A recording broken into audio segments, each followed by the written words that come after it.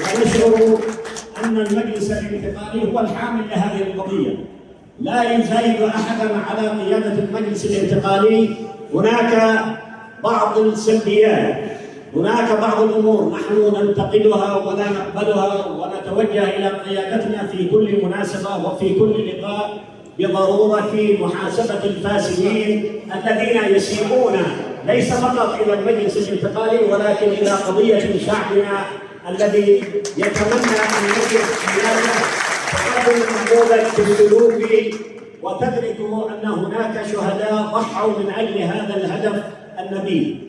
لذلك نحن يجب أن لا ننساق وراء الحملات التي تتعرض لقضية شعبنا أو تحاول أن توجد هناك شق بين قيادتنا في المجلس الانتقالي وبين شعبنا الذي يتمسك بقضيته.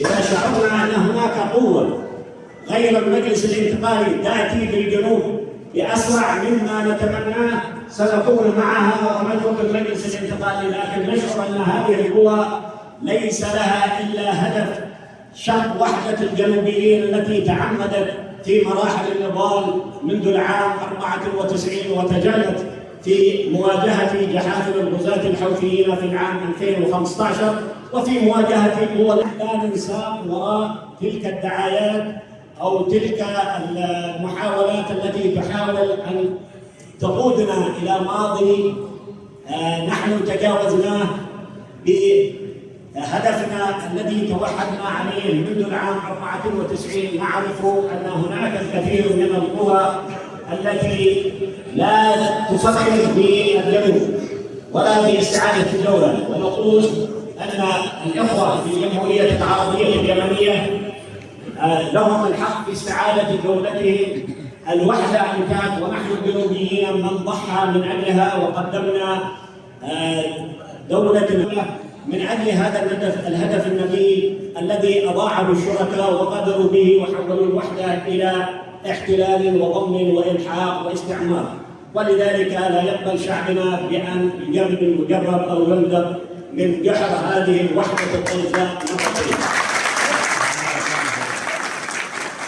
لن أطيل عليكم، أشعر بسعادة بالغة وأشكر كل من أسهم في تنظيم هذا اللقاء بعيدا عن الألقاب أو الأسماء، كل القيادات في الجاليات الجنوبية في المملكة العربية السعودية، وسعيد أيضا أن أكون مع إخوتي في مثل هذا الذي يرفع الرؤوس ويؤكد أن شعبنا بكل أطيافه في الداخل والخارج متوحد تجاه قضيته وحقه في استعادة دولته، ونترحم على شهداء الجنوب الذين ضحوا بدمائهم من أجل هذا الهدف النبيل ولم نحيد عنه.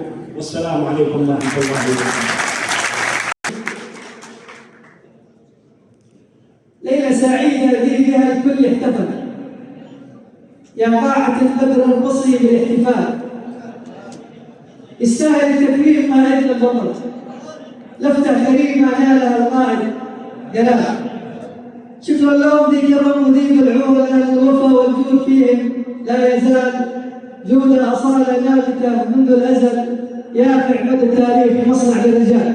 هذه الكلمات يعني زايد العتاب.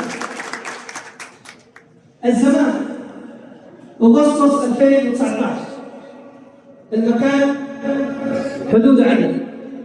في لحظة من أصعب لحظات تاريخ أمتنا وشعبنا الجنوبي، اتجهت جحافل الإرهاب والشر بكل أعتادها، منتشية بغرورها تردد خيبر خيبر يا يهود. ظنوا أنهم على بعد ساعات يتسابقون إلى الموت، بل إلى دفاع عن أرضهم وقتل أعدائهم. انبرى لهم هذا البطل الجنوبي مخاطبا بكلماته التي خلدها وسطرها التاريخ: يا سيد، خلاص أنا أمشي نحو العالم. يأتي الرد من الشهيد رحمة الله عليه صالح السيد: اتحرك واللي يرجع أهمه. كان هذا موقف للتاريخ، موقفا خلده التاريخ لقائدنا والمحتمى به اليوم. كان بطلنا لا يريد الرجوع هو وباقي أشباله، بل عقدوا العزم على دحر الغزاة والقضاء عليهم وعند انتهاء المعارك وتطهير عدن ثم تكليفه بالعديد من المهام، فأثبت فيها جدارته وإخلاصه ولحسن أخلاقه وتواضعه، ثم اختياره قائدا لقوات الحزام الأمني في العاصمة الأبدية للجنوب عدن، فقام ببناء قوات الحزام الأمني بناء مؤسسي وإداري منظم، كما قام بترتيب وتجهيز هيكل الإداري متكامل، وعمل على خط ودمج كل القوة وبنائها بناء وطنيا بعيدا عن أي مظهر منطقي أو عنصري. اسمحوا لي باسمكم جميعا وباسم شعب الجنوب وباسم كل أبناء الجالية الجنوبية أن أرحب